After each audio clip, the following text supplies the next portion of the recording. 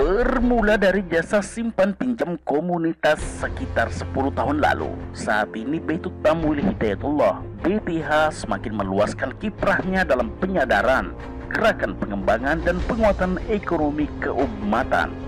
BTH sudah memiliki portofolio di sejumlah daerah, khususnya di kota-kota besar. BTH juga ditargetkan hadir di semua jaringan kampus, terutama kampus induk dan kampus utama Hidayatullah seluruh Indonesia. Lantas, bagaimana BTH sebagai bagian dari desain besar program bidang perekonomian Hidayatullah dikerahkan? Bagaimana pula upayanya menguatkan dakwah yang menjadi mainstream gerakan Hidayatullah, serta pola pengembangannya dalam pemberdayaan ekonomi umat? Dalam program bincang kita kali ini, kami berbincang-bincang dengan Ketua Departemen Koperasi dan Kewirausahaan Dewan Pengurus Pusat Hidayatullah, Bapak Ruhyadi. Selamat menyaksikan.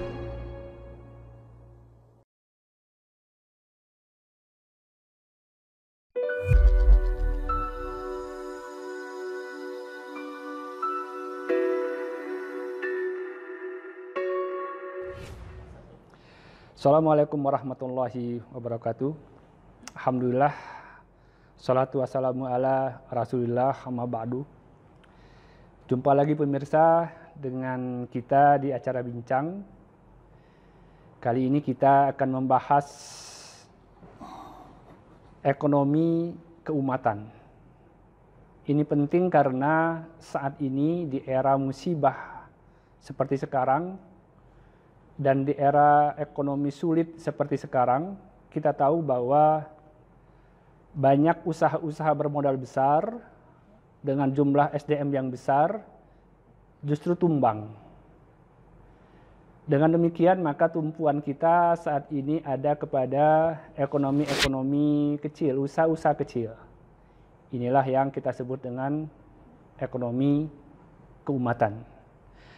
Dan bersama kita saat ini di studio telah hadir Ketua Departemen Kewirausahaan dan Koperasi Dewan Pengurus Pusat Hidayatullah, Bapak Ruhyadi.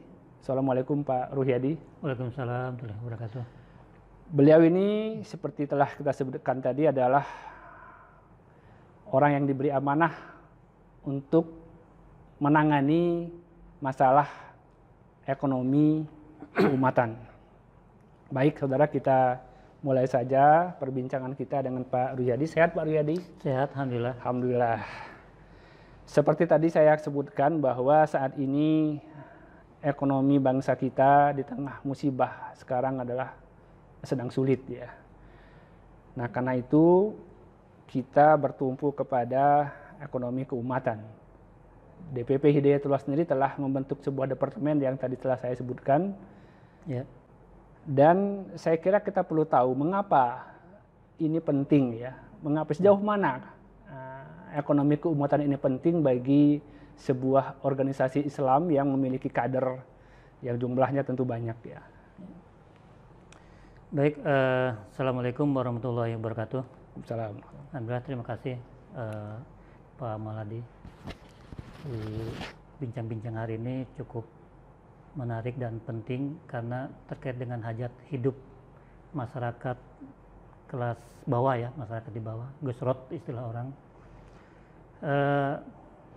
Alhamdulillah di Departemen Kewirausahaan dan Koperasi di Hidayatullah ini kita mencoba meluncurkan program ya. Meluncurkan beberapa program, namun program unggulan yang kita hadirkan untuk saat ini menjadi program mainstream, yaitu program lembaga keuangan mikro yang biasa kita sebut dengan BMT, BTH, atau ada juga BTM. Ya. Nah, yang kedua, program ekonomi keumatan yang berbasis halaqah. Ini juga sangat penting karena sekarang ini kita sangat lemah sekali dalam hal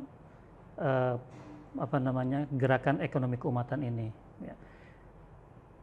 Gerakan ini butuh edukasi, ya, butuh dorongan, ya, butuh penguatan dari kita. Sehingga alhamdulillah kita di lingkungan Hidayatullah, warga Hidayatullah, kader dan lingkungan masyarakat yang ada di sekitarnya, di daerah kampus-kampus Pondok Pesantren Hidayatullah seluruh Indonesia, kita sudah canangkan itu. Seperti itu. Baik, ini menarik ya. Ada 2 program utama. Ya. Tapi sebelum saya menggali 2 program utama ini, saya ingin bertanya kembali, apakah ini baru ya, departemen ini baru di DPP Hidayatullah atau memang sudah ada sejak lama, dan apa dasarnya sehingga ini menjadi penting? Ya. Baik, sebenarnya program ini sudah cukup lama kita gulirkan, dan kegiatan ekonomi keumatan ini sangat penting bagi gerakan dakwah atau gerakan pemberdayaan ekonomi keumatan, tentunya di lingkungan kita dan masyarakat. Karena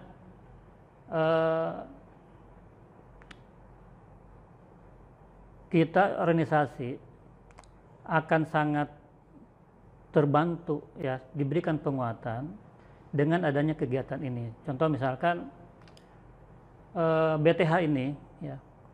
BTH ini sangat penting untuk memediasi ya, mensekuritisasi kegiatan perekonomian baik warga ataupun lembaganya sendiri. Nah, begitu juga ekonomi keumatan ini sangat penting juga diadakan karena warga kita ini secara personal kita perlu angkat juga mereka gitu. Sehingga kita buatlah program ini. Dan ekonomi keumatan ini kan modelnya itu seperti apa namanya, berbasis personal atau berbasis kelompok. Nah, berbasis kelompok ini kenapa dibuatkan seperti itu?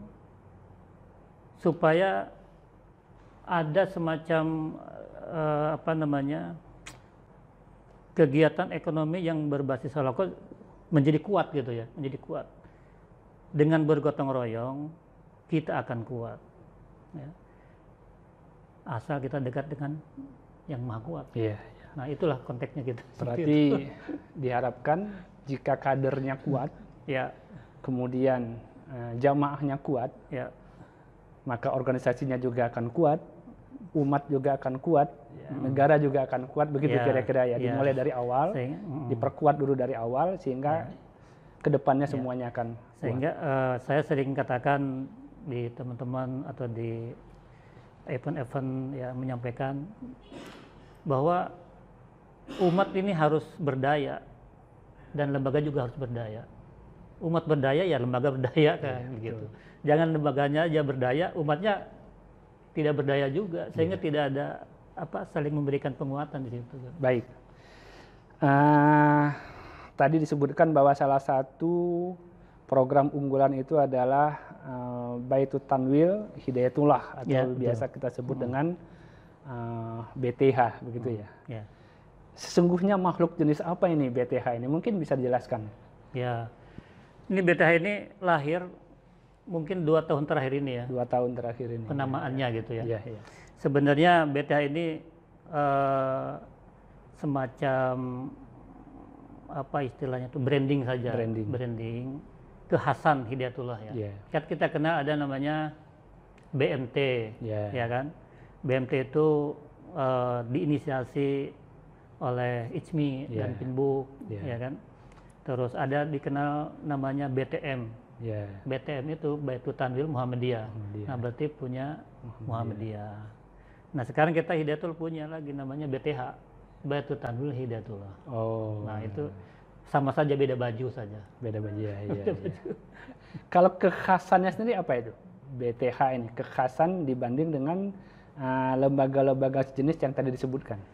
Ya, kekhasannya BTH karena ada di lingkungan Hidayatullah ya, supaya kita bukan ingin apa namanya bersaing atau apa, ya ingin sebagai identitas saja. Identitas saja, supaya kita ada Hidayatullah punya program, punya gerakan pemberdayaan ekonomi melalui lembaga keuangan yang namanya BTH. BTH ini bukan badan hukum. Ya. Badan hukumnya tentu Badan Hukum Koperasi dengan turunan Permenkop ya, yang namanya KSPPS. Nah, KSPPS itu adalah Koperasi Simpan Pinjam dan Pembiayaan Syariah. Baik. Nah, begini. Apa yang ditawarkan oleh BTH kepada para kader Hidayatullah ya? Nah, selama ini alhamdulillah sebenarnya kita sudah 2 tahun terakhir ini sudah ada 11 ya atau berapa 9 BTH di lingkungan Hidayatullah, terutama di kampus-kampus ya. Bisa disebutkan 9 itu di mana aja? Pertama di Depok, ya, di Balikpapan, di Kudus, di Surabaya ada 2, di Kendari, ya, di Bandung banyak ya. juga ya. Alhamdulillah. Nah, ini yang kita coba menawarkan kepada warga atau kader atau lingkungan Hidayatullah, masyarakat yang ada sekitarnya, bagaimana BTH ini bisa memediasi kebutuhan modal usaha. Nah, bagaimana BTH ini mampu mengedukasi juga ya, mampu mengedukasi juga, membina juga, bahkan kita biasanya beberapa BMT sudah melakukan setelah diberikan pembiayaan, setelah kerjasama ya bergabung menjadi anggota, itu ada pembinaan kayak semacam halako gitu ya. Di halako itulah ada pembinaannya ruhiyah, ada pembinaannya rupiah juga. Nah, ruhiyah dan rupiah. Rupiah dan ruhiyah ini memang harus sejalan Pak, harus seimbang dia. Ibarat pesawat ini kan 2 sayap nih, kalau sayapnya satu bagaimana bisa terbang? Iya, menarik ini ya. Jadi diberikan modal dan diberikan pembinaan, diberikan edukasi. Iya, betul. Luar biasa. Iya, betul. Iya. Baik.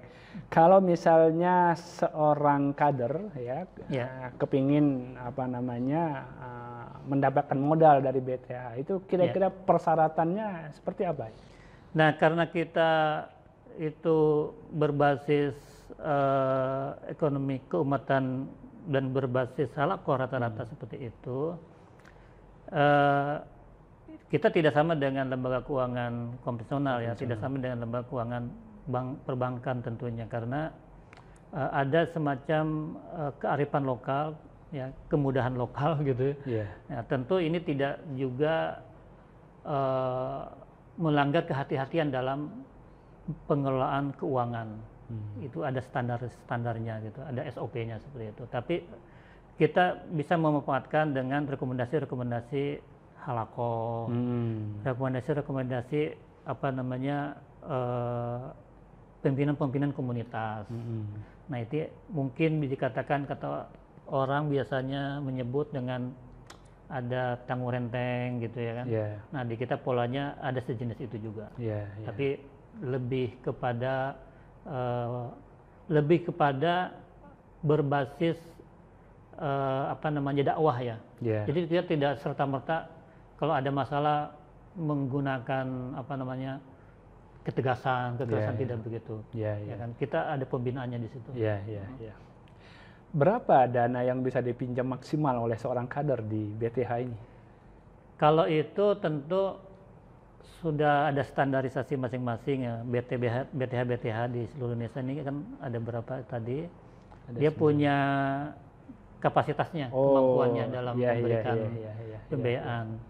Ya, seperti contoh di Balikpapan ya. Balikpapan itu sudah bisa sampai 50 juta untuk kader itu. Jadi untuk kebutuhan beli motor dai, untuk kebutuhan beli laptop guru-guru, untuk kebutuhan modal usaha warga, itu bisa mengakses itu ya, bisa mengakses pembiayaan dengan BMT itu. Bahkan ada teman mau nikah, kesulitan nikah, kita bisa bantu tuh dengan BTH itu gitu. Bagi para bujang yang belum menikah karena kesulitan keuangan, jadi bisa menghubungi BTH. Bisa. Ya? Tidak ada yang susah bagi yang bujang sekarang. Karena bergotong royong ada tadi. Bergotong royong itu. Ya.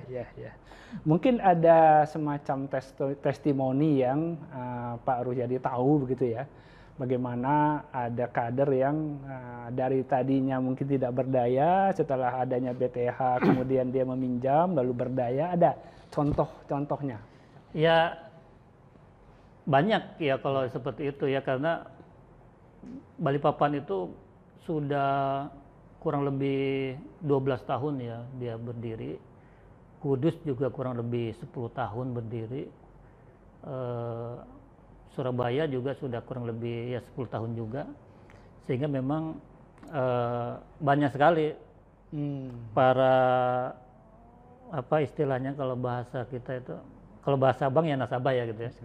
Nah, bahasa kita adalah sahabat UKM lah gitu, atau sahabat muamalah. Itu banyak yang sudah kita bantu. Contoh misalkan yang terkini lah, saya akan kasih contoh.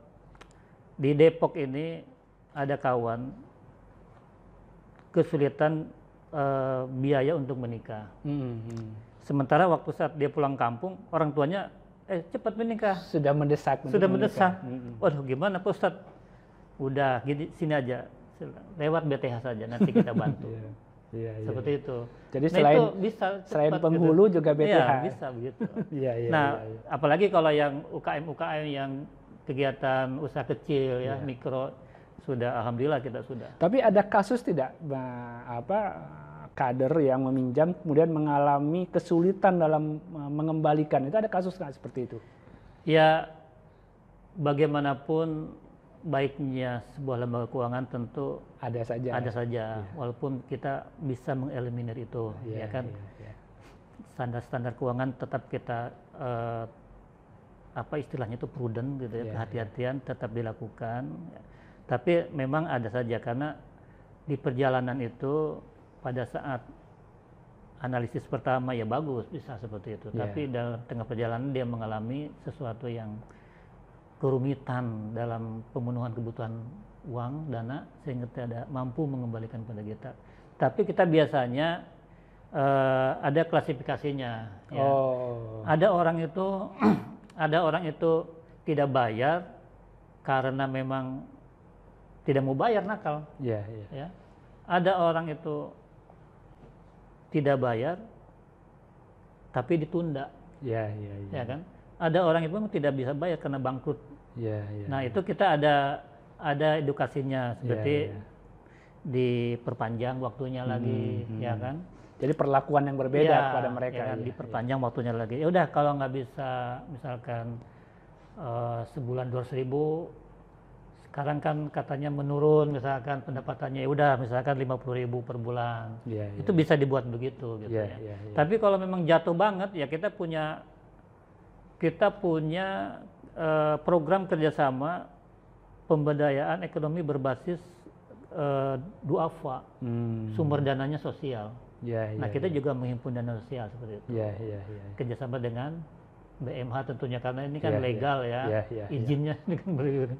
Nah, inilah nanti akan membantu dana ini untuk membantu mereka yang kesulitan. Betul-betul kesulitan ya, bukan karena kesulitan apa, tapi dia kok punya motor. Nah, begitu gitu ya. Nah, kalau misalnya orang luar Hidayatullah ya, bukan kata, apakah bisa meminjam ke BTH? Sesungguhnya pada prinsipnya lembaga keuangan berbadan hukum koperasi, keanggotaan itu bisa dibuka untuk masyarakat sekitarnya, ya kan. Dan itu juga memang menjadi satu harapan kita, bisa bukan saja internal, tapi kita akan memberikan layanan, sudah memberikan layanan kepada masyarakat juga seperti itu. Dan ya syaratnya memang dia harus jadi anggota. Yang kedua, memang kita akan ajak untuk ikut dalam pembinaan seperti itu. Ya, menarik ini. Apakah ada rencana ke depan jangka panjang ini BTH ini akan berubah wujud menjadi sebuah bank besar? Apakah ada rencana seperti itu? Ya, sebenarnya memang kalau mengarah ke sana ada, tapi bukan BTH berubah menjadi bank ya. Bisa saja BTH mendirikan bank tetap BTH, kan bisa begitu kan. Saya ingat itu apa namanya nih, pesantren Sidogiri dengan BTH-nya, dengan BMT-nya yang besar itu. Mereka tetap walaupun sudah beraset 2,2 triliunan gitu ya, tapi tetap BMT. Kenapa? BMT lebih bisa lebih memberikan kepada masyarakat, bisa yang kecil sampai yang besar. Lebih berdaya, memberdayakan masyarakat lebih ada kearifan gitu. Kearifan, ya.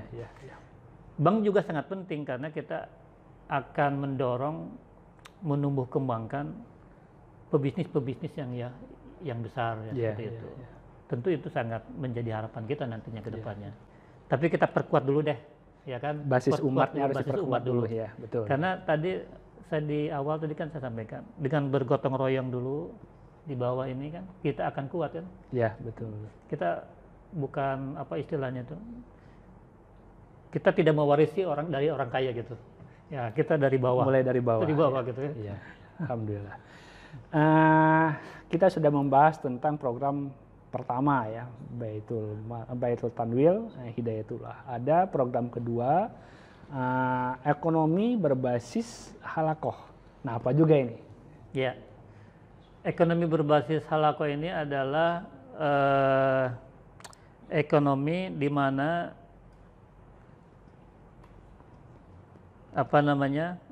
kegiatannya itu bersama-sama ya, dan dimiliki oleh umat, bersama-sama didirikan dan dimiliki oleh umat. Ekonomi keumatan ini yang berbasis halakoh sesungguhnya secara gerakan ini akan dipandu, akan diarahkan oleh organisasi, karena itu organisasi sangat merasa penting ada gerakan ekonomi keumatan ini, ya kan? Kita ada beberapa contoh ya testimoni program ini seperti di Bandung. Di Bandung ini kita buat usaha berbasis halakoh namanya Kubah Konveksi.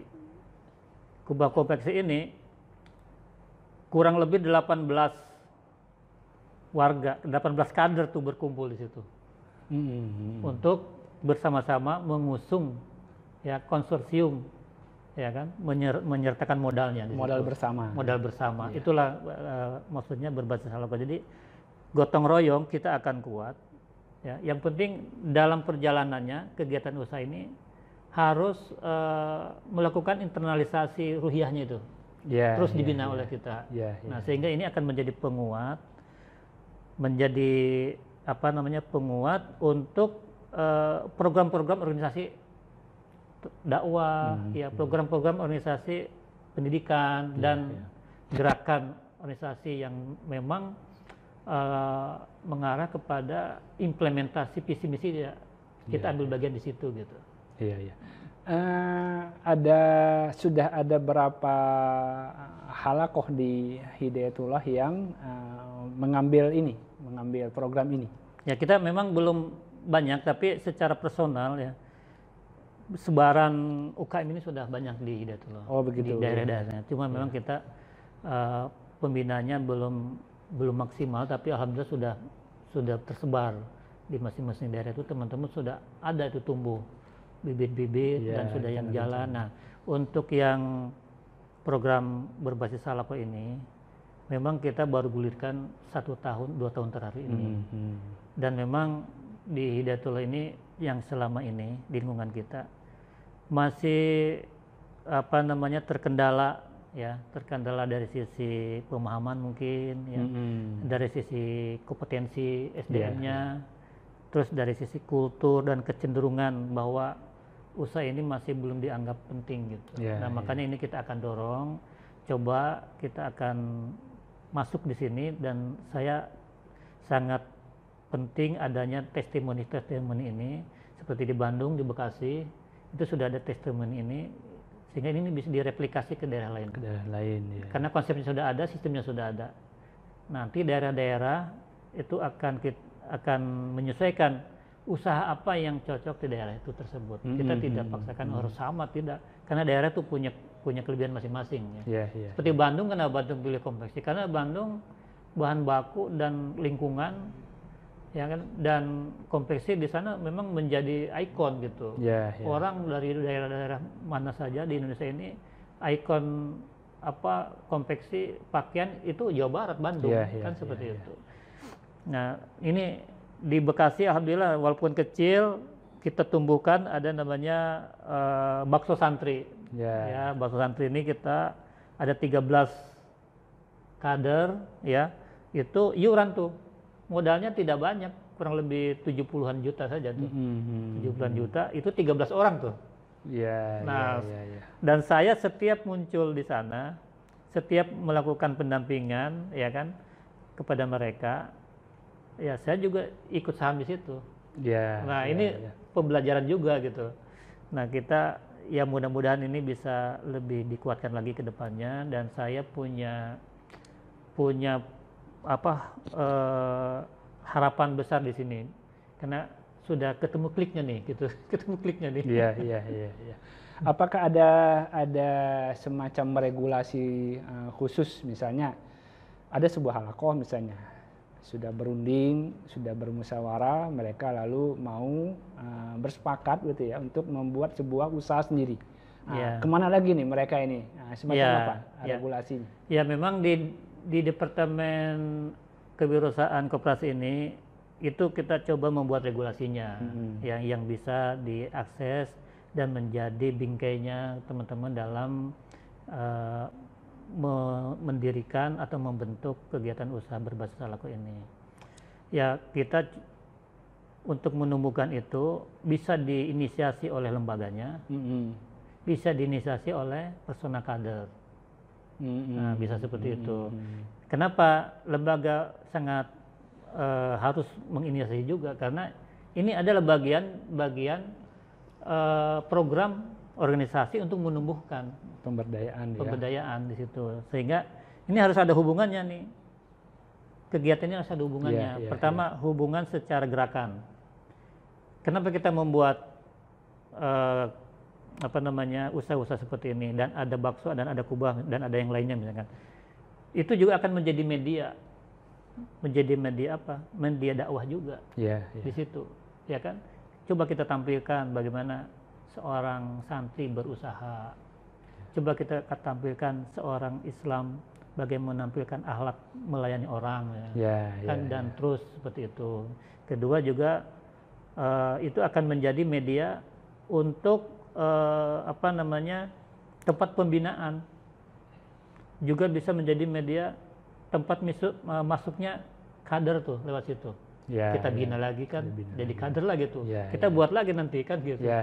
Nah, bisa juga menjadi media aktualisasi para kader di situ. Misalkan dari santri bisa bekerja di semua lini kegiatan usaha, itu kan juga media. Nah, inilah menjadi penguat dalam visi misi dia tuh. Dan pendanaannya bisa dari BM. Bisa. Ya, seperti bahkan begini ya. Ya, kita kenal lah kalau guru kita ya, dengan kesederhanaannya, dengan keterbatasannya modalnya, ya kan. Nah, mereka itu nanti justru BTH dulu yang akan masuk. Ya kan, masuk modal ke situ. Nah, nanti sahamnya tuh mereka akan ganti cicil. Seperti itu. Dan itu sudah terjadi seperti itu. Nah, disitulah saya baru kebaca. Nah, ini insya Allah nih daerah lain bisa nih. Artinya saya cenderung dari sisi modal itu sudah tidak ada masalah karena ada BTH. Dari sisi SDM juga tidak ada masalah karena ada halakoh tadi. Ada terus dilakukan pembinaan, saya kira ada pengembangan SDM-nya itu.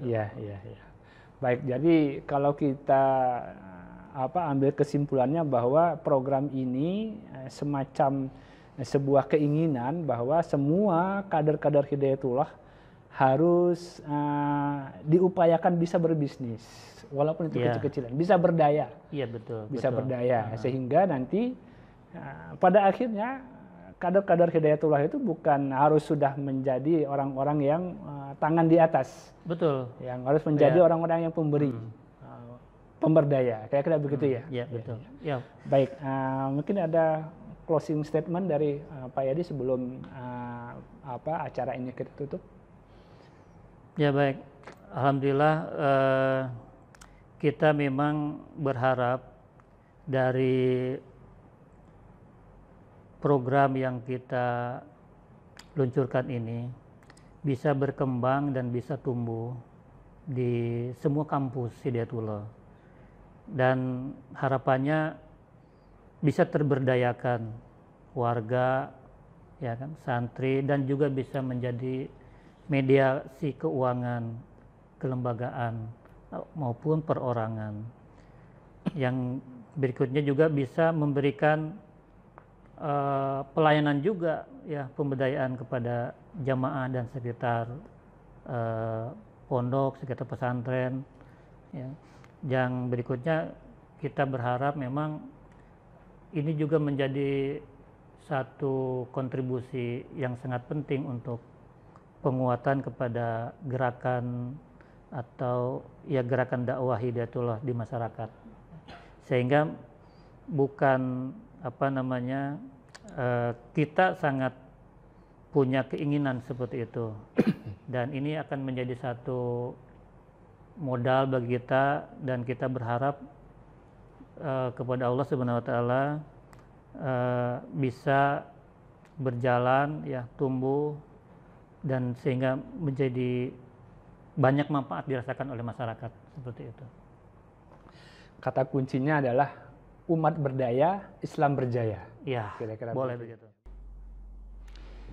Demikian pemirsa, bincang-bincang kita dengan Bapak Ruhyadi, Ketua Departemen Kewirausahaan dan Koperasi Dewan Pengurus Pusat Hidayatullah. Ada dua hal menarik dari kesimpulan ini. Yang pertama adalah umat akan berdaya bila ekonominya memiliki tata kelola yang baik. Dan itu sudah dibuktikan oleh Hidayatullah lewat perbincangan tadi.